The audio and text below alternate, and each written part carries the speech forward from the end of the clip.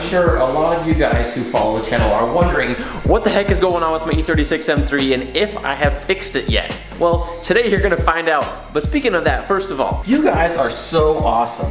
When I posted that last video, there were so many comments right away that happened really, really fast.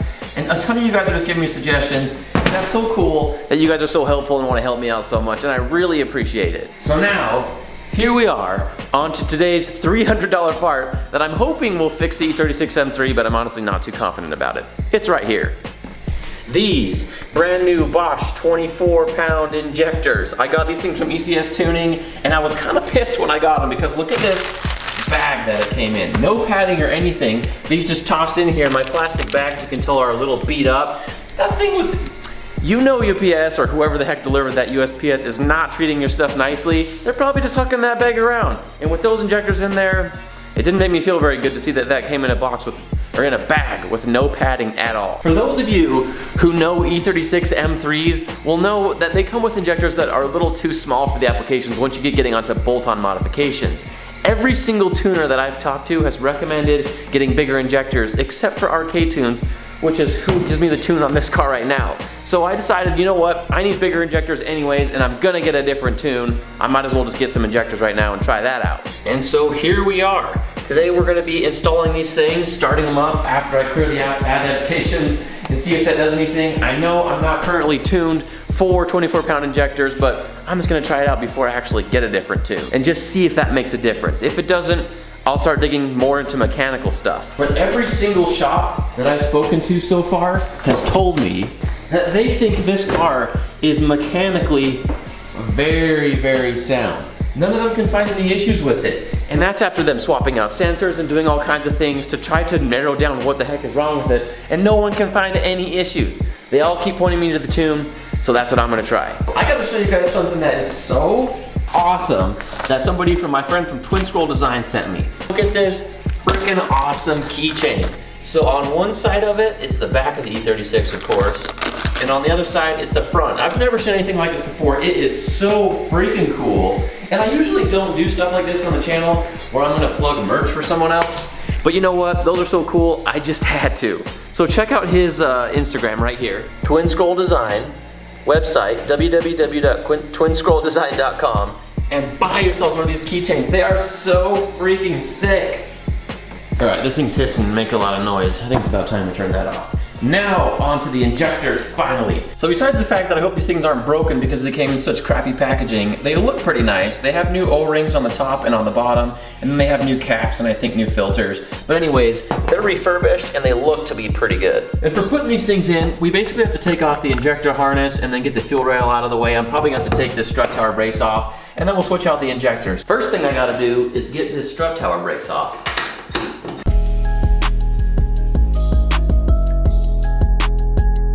Next thing we gotta do is get this harness out of the way.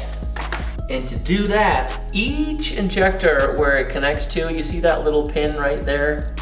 Right there. You have to pull those out. You can see it sticking out the other side right there. But you just needle those pliers and pull those things out, and then you should be able to pop the harness off. Yes. Pull these things out and I feel like I was playing Operation. Takes a steady hand, because if you touch the side...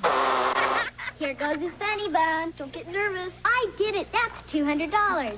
5 more to go. Oh, yes.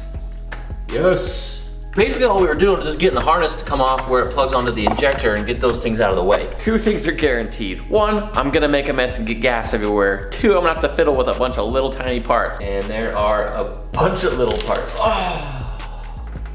I knew I'd be needing one of these things. There we go. I think I should be able to wiggle this out now. What the heck else is holding this on? Oh, yes! Oh. Injectors are out. They look old and they look nasty. Next thing I gotta do is pull these little clips off. I think they just slide off. And these are what kind of hold the injector in place. And then gas will spill out from all over the fuel rail and make a mess.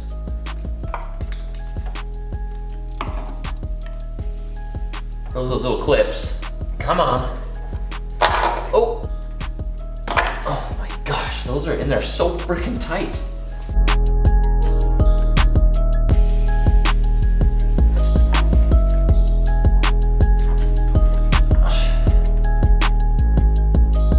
Ten swears later. Out with the old, in with the new. A lot of people were saying that they think it might have been these O-rings, the ones that go into the manifold that was causing a tiny vacuum leak. If that was the case, these brand new ones ought to take care of that. So what you guys are gonna wanna do is watch each one of these 6 fuel injectors, at the tops of them especially where they plug into the fuel rail, because when I stick the key in and turn it in the on position, it's gonna prime the fuel pump, fill back up the fuel rail, and pressurize the whole system. If there's any leaks, we're gonna see it and we're gonna hear it.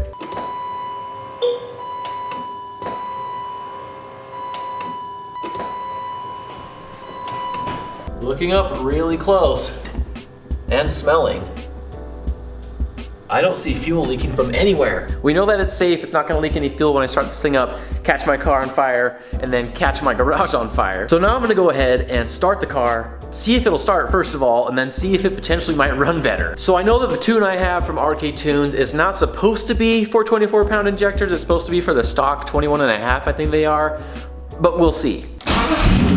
Oh my gosh. Listen to that. Can you hear that?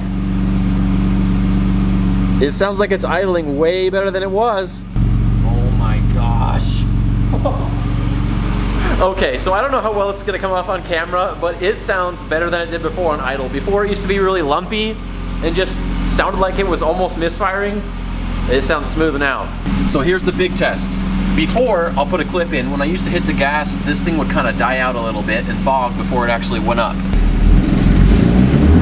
Ugh. So let's see what happens when I give it some light gas. This is a cold start, as you guys can see. Definitely cold on the coolant. Definitely cold on the oil. Here we go.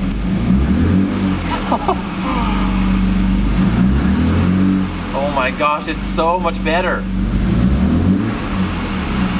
It's not bogging at all. Holy crap.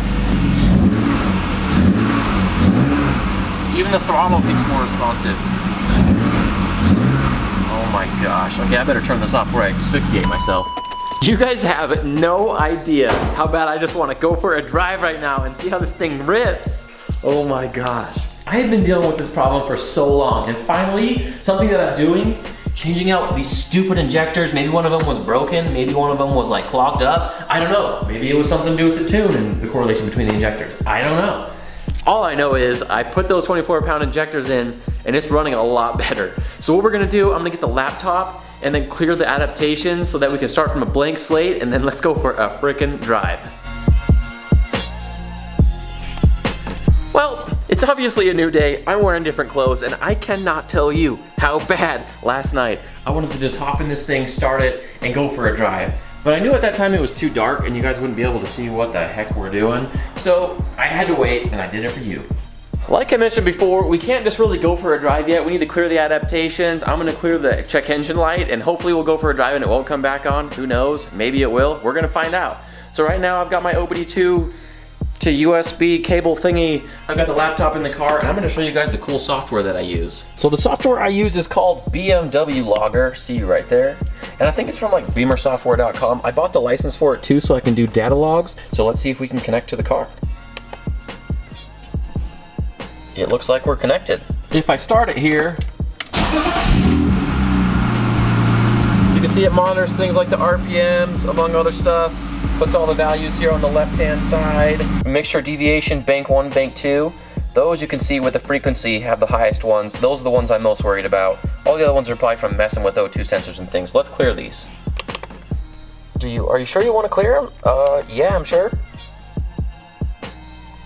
Now we want to clear the DME adaptations right here. Clear adapt successful. There we go. I think we might be good to go. Let's go ahead and give it a start. It's probably gonna run weird because we cleared adaptations. I hope the check engine light doesn't come back on right away. But after we start it, no matter what happens, check engine light or not, we're gonna go for a little bit of a drive. Check engine light is not on yet. It's idling pretty well. I'm gonna let the car warm up a little bit. It's been like probably 15 minutes of this thing idling, and so far I just checked the codes, retrieve codes, and nothing's coming up. That's a good sign. Everything with the O2s is looking good so far. Temps are almost up to normal, but we can get going.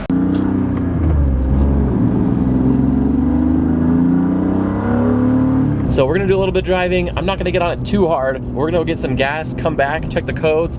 It feels like the car drives a little bit better. I don't think that the problem is totally solved. And in just a minute, I'm gonna give you guys my real opinion on what I think is causing this problem. All right, I can't help myself. Oh baby, it pulls. I don't know if you guys saw when I shifted, but the thing got squirrely. It was a little sketchy doing it with one hand. I forgot how much fun the freaking car is to drive.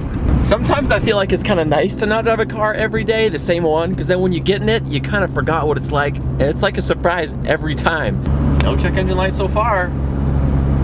That's always a good sign. And don't you be giving me crap. I know my alignment's off. I gotta hold my stupid steering wheel sideways, but I don't want to go pay 120 bucks or whatever for an alignment when we're just gonna be changing some things on the suspension and gonna need another one anyways. So just hold on a minute.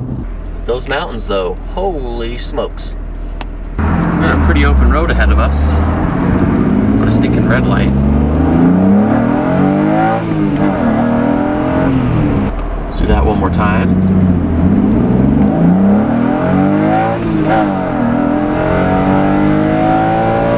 Got to the gas station just in time.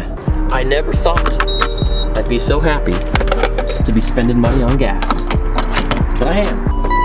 And $45 later, the tank is full. All right, so it's starting to get pretty dark. The sun's going down. I figure I better wrap this up before, with my thoughts on what I think was wrong with the car, or still maybe is wrong with the car, before it gets too dark. For those of you guys who don't know, my car used to have a Dynon software on it, and it has some Dynon parts. It just came with like a bunch of Dynon stuff when I bought it. Once I knew I wanted to do the M50 manifold swap, Dynon doesn't support that kind of thing, so I knew I needed to switch. So then I got a tune from RK Tunes before I even did the manifold. Now his tune requires you to get a different MAF, so I got that different MAF too. Once I did that, the car just kind of idled funny. It honestly never really ran perfectly since I got the tune from RK. Now, don't get me wrong here. I'm not talking crap on RK Tunes or Jordan from RK Tunes. I'm just telling you guys the experience that I've had so far. After going to multiple shops, I've taken this car to 3 different performance BMW shops, and they've all looked it over and cannot find anything mechanically wrong with the dang thing. Every single one of them has told me they think it has to do with the tune. I freaking bought that software so that I could data log and send those back and forth to Jordan. He's telling me nothing's wrong with it. So I've got my tuner telling me nothing's wrong with the car. I've got shops telling me that something's wrong with the tune. And so I just didn't know what the heck to do. So obviously, you know, I tried to use the knowledge that I had to replace some things that I could.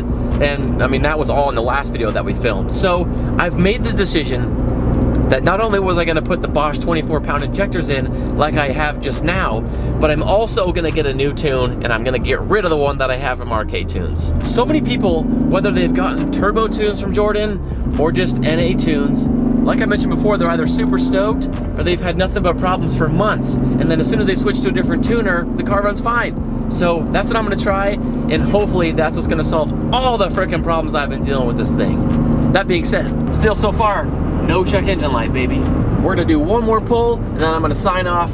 If you guys haven't subscribed to the channel, hit that freaking subscribe button and smash the notification bell as well. Hit that sucker, because if you don't, you're not gonna see all the videos that I upload. And of course, I wanna hang out. And if you guys enjoyed today's video, make sure to give it a big thumbs up, and I will see you guys in the next one, hopefully in the driver's seat of this thing.